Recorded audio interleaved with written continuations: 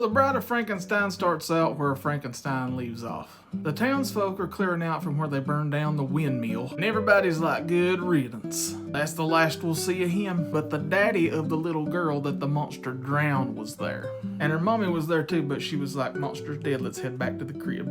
And the daddy was like, I need to see them bones.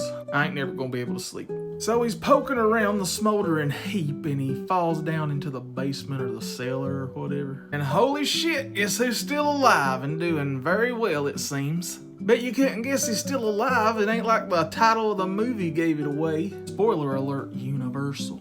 So Henry and his wife are still alive and together, but I don't think they've consummated yet because he's still got that crazy look in his eye. Then this other mad scientist shows up. He's got white hair and I forgot his name. Cedric or something like that. And he's like, Hank, I think me and you got some stuff in common. I want to make a person too. I'm 100 years old and I just figured out how. Come to my laboratory. And Henry says, is it far? And Dr. Cedric says, no, but you will need a jacket. And then they just left. And I laughed until I blacked out.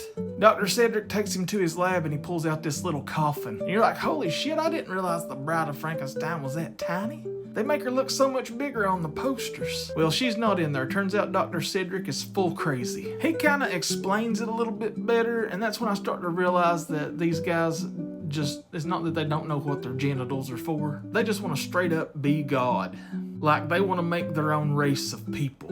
Well, more so Cedric. But Henry's just kind of caught up in the moment. Anyway, inside this little coffin, Dr. Cedric has these little tiny glass cases that have teeny little humans in them. And they are alive and they are very cute. I think they'd make a lot of money around Christmas time, you know. But that ain't enough for Dr. Cedric. He needs Henry to help him make a life-size person. A woman, he says so creepily. That's how you know Cedric's bad news. The way he says woman. But Frankenstein did need a woman. He was out of control.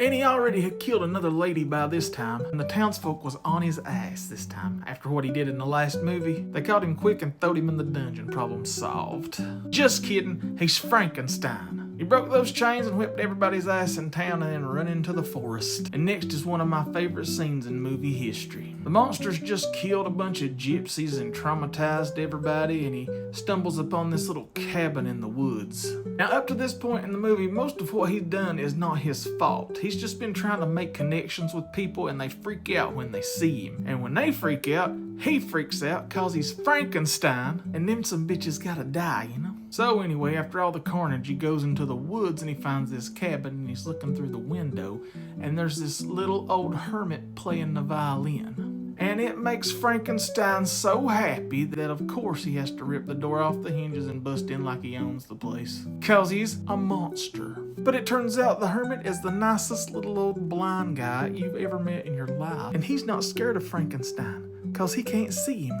And the monster can't talk, so the blind guy's like, we're quite a pair. Hear no evil, speak no evil. And Frankenstein's like, and the blind hermit thanks God, cause he's sent him a friend and he's wanted a friend for so long. And he vows to take care of the monster and help that big ugly bastard feel loved. And he does. The next day he starts trying to teach him how to speak and the monster excels. He's like bread, the monster's like bread. He's like wine, the monster's like wine. He's like smoke, the monster's like smoke. Good friend. This hermit is like your fun uncle that you mostly see around Christmas. Just giving him sips of wild turkey and hits off his cigarette when the parents ain't looking. The monster loves the hermit. He's like, play that sweet fiddle music, playa. And they're drinking and smoking and having fun. And then a couple of hillbillies break in and set the cabin on fire. Everybody lives, but it's a hate crime at this point cause everybody just hates him cause he's different. And he's killed some ladies and gentlemen. But he's learning. We all deserve grace. So the bride's only on screen for about 10 minutes total. They're like, here she is, and she's like, they're like, here's your husband, and she's like, and the monster's like, she hates me, and goes apeshit. The building's falling down. I think it got struck by lightning or something. I might be making that up. The monster tells Henry to take his wife and get out of there. But the monster's looking at Cedric like, we all need to die, me, you, and her. We're all abominations. The bride says, and he pulls a lever and the building explodes.